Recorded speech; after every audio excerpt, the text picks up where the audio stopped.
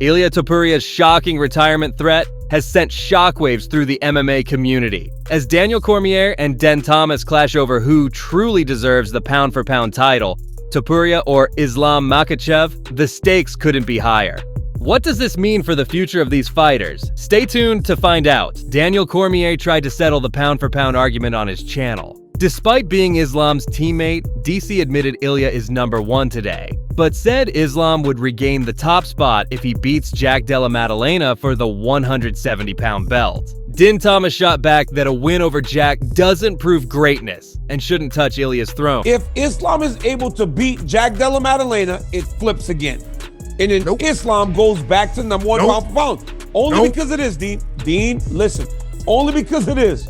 Fighting style will then be proven to go up to the next weight class. So then Islam will have done everything Topuria has done at a heavier weight, 4 title defenses at 155, and then the new champion at welterweight.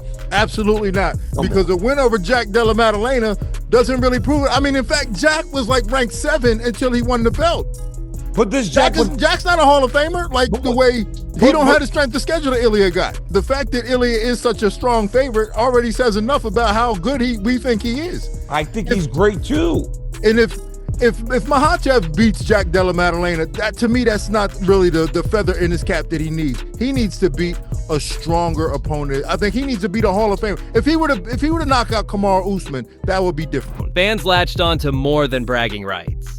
Rankings drive pay-per-view cuts and negotiating muscle. If Islam claims dual champ status, he'll command the lion's share of any future super fight purse, tilting the table before the contract ink dries. And that brings us straight to Islam's unexpected detour. Instead of defending lightweight gold against the undefeated boogeyman beside him, Islam chose the fast lane to history. 1 fight at welterweight, 1 more belt, and a Georges St-Pierre-style legacy line. Jack Della Maddalena, fresh off shutting down Belal Muhammad, is the hurdle. Critics say Jack isn't Kamaru Usman level, but Islam's camp sees a winnable fight that unlocks 2-division immortality and a bigger check. The instant the rumors surfaced, Duckgate started trending. Why risk delaying or erasing? The super fight fans begged for in a 60,000-seat Spanish stadium. Islam's team counters that double champ status would make an Ilia fight even bigger. But that logic only holds if Ilia is still competing when Islam gets back. Ilia Topuria has mowed through 2 divisions, flattened legends, and stolen the pound-for-pound crown.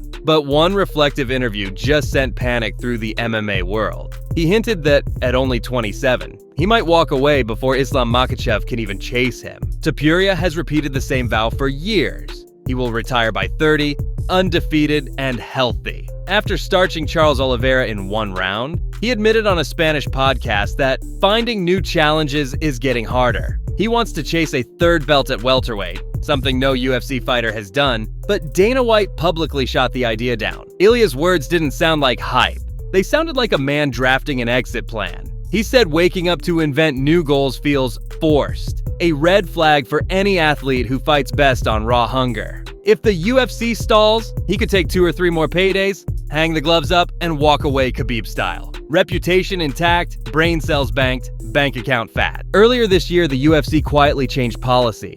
Any champion who moves divisions must vacate the first belt. Gone are the days of Conor-style photo ops with 2 straps. That shift cripples Ilia's dream of hoisting dual gold, but it also corners the UFC. If they let him jump, lightweight loses its star and welterweight gains a champ who might retire after 1 fight. If they block him, he might exit early anyway. Heavyweight king Tom Aspinall is living a parallel storyline. Jon Jones retired, got stripped, re-entered the drug testing pool a week later, and kept everyone guessing. Aspinall said he's not waiting around. His body has an expiration date. He's lining up Cyril Gane or Jailton Almeida instead of praying for legend points against a 40-year-old Jones. Both Tom and Ilia lean on the new champion mantra, retire before the sport retires you. The GOAT examples they grew up watching, GSP, Khabib, Amanda Nunes, left with belts in hand and faculties intact. Why slog through 10 more wars when you can exit at peak value? If the UFC wants to keep El Matador in the arena, they have 3 imperfect cards. Paddy Pimblett in Spain,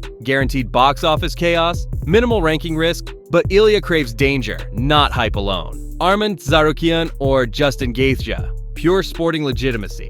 Tough styles that scratch Ilia's prove-it itch, but not the global sizzle Dana loves. Islam, champ vs. champ. The holy grail matchup. 2 belts, 1 undefeated record, a stadium crowd, and enough PPV upside to break rules or rewrite them. Only the last option truly excites Topuria, and it depends on Islam conquering welterweight and cutting back down in time. That window is narrow. Every month, Islam spends at 170 chips away at Ilia's retirement countdown. So here's the tightrope. Islam risks everything at welterweight to upgrade his legacy. Ilia threatens to walk unless he gets a history-making challenge. The UFC juggles 2 policy headaches and billions in future revenue. Tom Aspinall and Jon Jones echo the same early exit drumbeat.